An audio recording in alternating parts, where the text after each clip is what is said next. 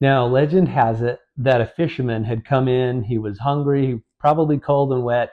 He sat down at his table, excited for a nice warm meal of cornmeal mush, cornmeal and molasses. Doesn't sound very good. Legend has it that he took some flour, took some yeast, added them, and he ended up making Anadama bread. We're going to take a look at this today on the regional dish. Until recently, I had never heard of Anadama bread. I had no idea this humble, slightly sweet loaf from the North Shore of Massachusetts came with a story full of molasses, cornmeal, and possibly marital frustration. Let's slice into this regional story, starting in one of the oldest fishing areas in America, the North Shore of Massachusetts. Now, the cornmeal in this bread was regional, from indigenous foodways. The molasses, that one has a little bit of a sticky history. With the Triangle trade route, ships from New England would head to the Caribbean, trading fish and lumber for barrels of molasses harvested from sugarcane plantations. By the 1770s, Boston was importing over 6 million gallons of molasses annually. It showed up in baked beans, gingerbread, brown bread, shoe fly pie, and of course, Anadama bread. First, add the salt to the water and bring it to a boil. When it's boiling, add the cornmeal, bring it back to a boil, and then pour that mixture into a mixing bowl. Then add shortening, the molasses, mix that. I then mixed my yeast with my water and let that set. My cornmeal mixture had reached about 115 degrees. I poured my water yeast mixture into that. I added the flour in 1/2 cup increments until I reached 4 cups of flour.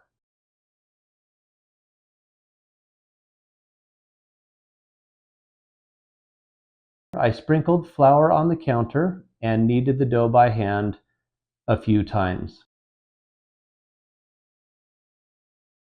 I then took a little more shortening, greased a bowl, greased the top of the dough, and covered it with a damp cloth and let it rise for 75 minutes. After 75 minutes, I turned the dough out onto another floured counter, made it somewhat rectangular shaped, and then rolled it over itself, and then set it in a greased bread pan, seam side down, where I let it raise for about another hour. At about 45 minutes, I set the oven to 375 degrees and baked it for 20 minutes, then rotated it 180 degrees and baked it another 15 minutes. I let it set for a few minutes on a rack and then turned the loaf out onto the rack and let it cool. All right, it's the moment of truth. As you can see, I have not cut into this loaf.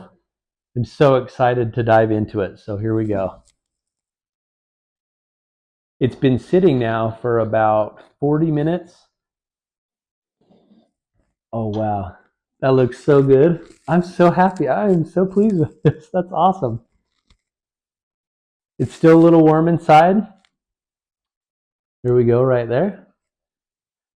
I'm not a huge fan of the heel, the butt.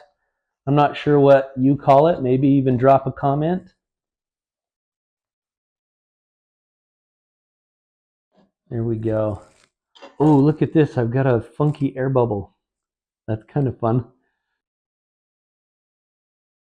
Yeah, I'm so impressed. Now, I don't bake. I'm not a baker. I'm not a chef. I'm not a cook. I love food. I love history. And this is so much fun for me to learn a little bit about the region, to learn about the recipe, learn about the dish, and then make it. So here we go. First time, no butter. Very good. A little chewy. Get a little of the molasses now. Yeah, that's awesome.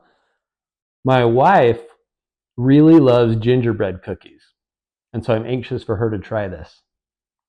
Okay, here's the center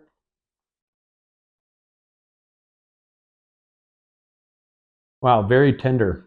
That's so good. All right, a little butter. I am a huge fan of butter, salted butter on my breads. That's awesome. I am so glad that I made this. It was so much fun to learn about the region, to learn about the North Shore of Massachusetts. I don't blame them for wanting something a little more than cornmeal and molasses. Anna, damn her, I'm all in. Have you ever tried Anadama bread?